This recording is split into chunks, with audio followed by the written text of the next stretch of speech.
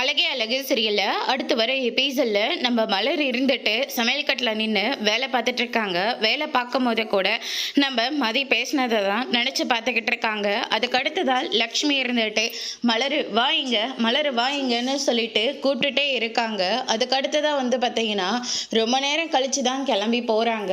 அதுக்கு அடுத்ததான் நம்ம லக்ஷ்மி இருந்துட்டு உன் மனசில் நீ என்ன தாண்டி நினச்சிட்டு இருக்க, எதுக்காக நீ இவ்வளோ தூரம் கூப்பிட்டும் வராமல் இருக்க அப்படின்னு சொல்லிட்டு கேட்கவும், அத்தை எனக்கு என்ன 10 கை 10 காலம் இருக்கு, சமையல் கட்டில் வேலை தானே பார்த்துட்டு இருக்கேன், நான் ஒன்றும் இங்கே சும்மா இல்லையே, சும்மா சும்மா கூப்பிட்டுட்டே இருக்கீங்க, ஒரு சொம்பு எடுக்கிறதுக்கு கூட உங்களால் முடியாதா, அதுக்குள்ளவா உங்களுக்கு கால் வலி வந்துடும் அப்படின்னு சொல்லிட்டு மலர் பயங்கரமாக பேசிக்கிட்டு இருக்காங்க.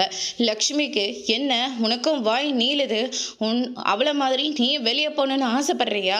ஆமாத்த, எங்கள் எல்லாத்தையும் நீங்கள் வெளியே துரத்தி விட்டுட்டு நீங்கள் மட்டும் இந்த வீட்டில் சந்தோஷமாக இருங்க, அப்புறம் எதுக்காக மருமகனே இந்த வீட்டில் ஒருத்தைய கூட்டிகிட்டு வரீங்க நீங்கள் அப்படின்னு சொல்லிட்டு நம்ம மலர் பயங்கரமாக பேசுகிறாங்க.